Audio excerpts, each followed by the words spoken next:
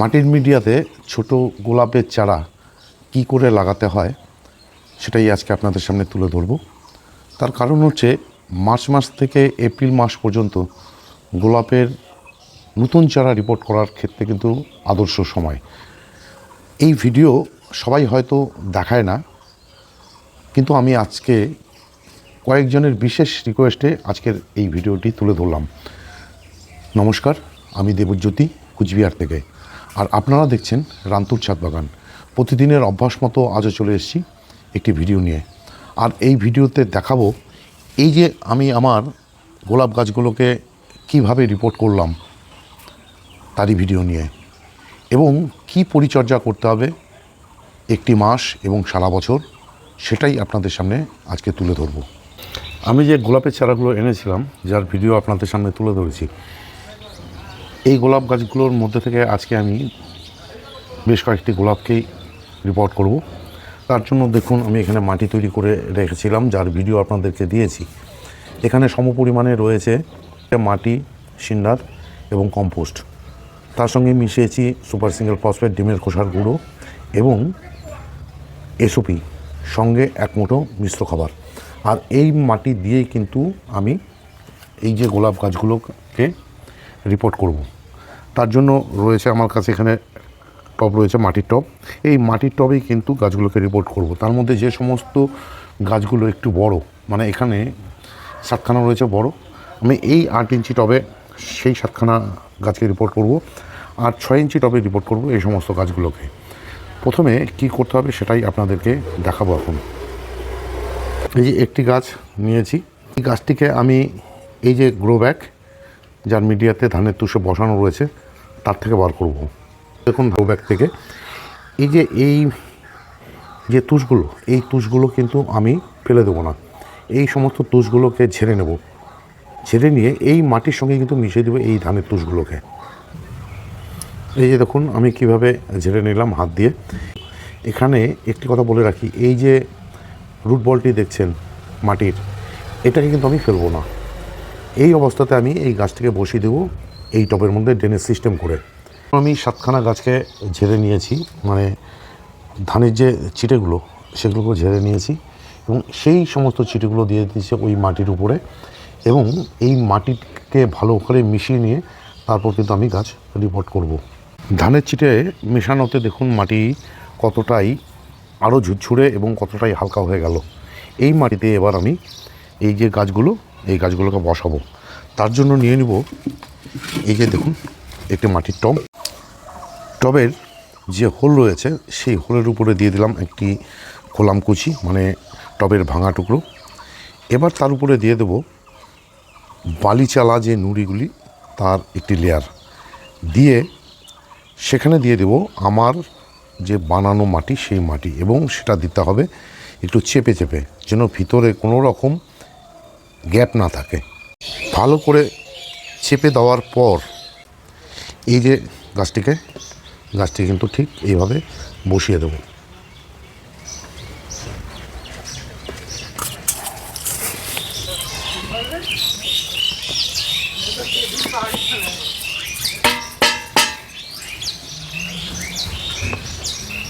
বসিয়ে দিয়ে এই যে দেখুন ভালো করে খুঁচিয়ে দেব, যেন গাছটি ভালো মতন বসে যেতে পারে।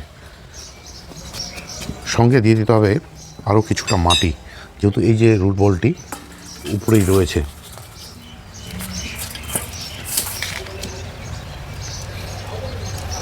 আমার বসানো হয়ে গেল।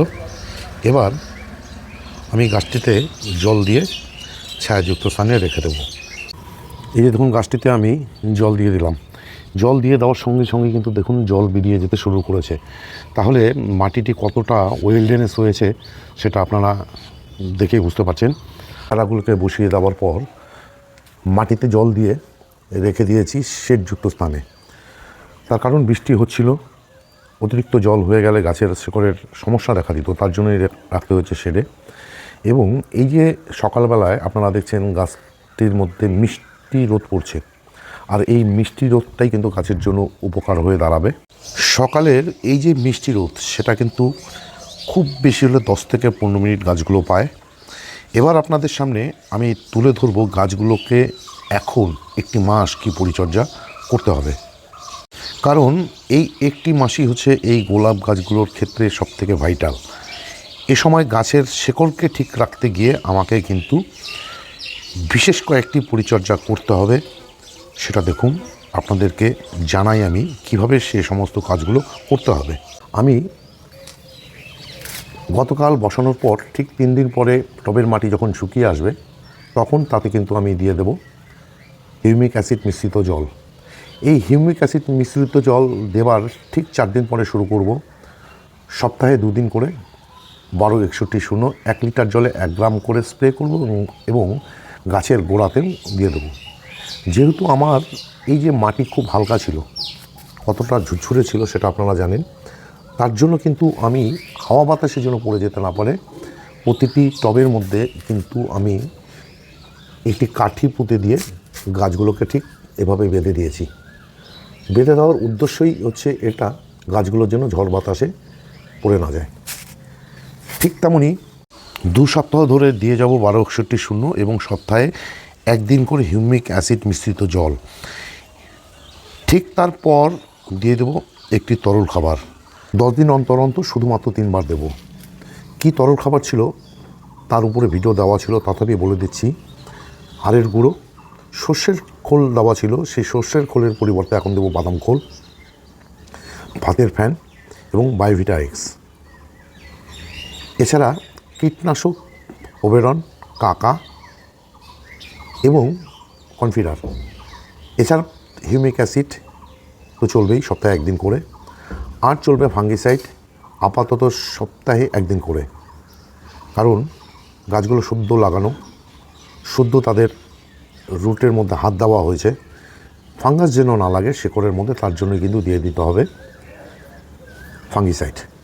এখানে আমি 3-4 রকমের ফাঙ্গিসাইড ব্যবহার করব প্রতি সপ্তাহে 1 বার করে, সেটা ঘুরিয়ে ফিরিয়ে করতে হয় এই কারণে গাছের যেন সেই ফাঙ্গাসগুলো অবজার্ভ করতে না পারে। যেন একই ফাঙ্গিসাইড বারবার দিলে গাছ কিন্তু সেটাকে অবজার্ভ করে ফেলে, তখন কিন্তু ফাঙ্গাস লাগার একটা সম্ভাবনা থাকে।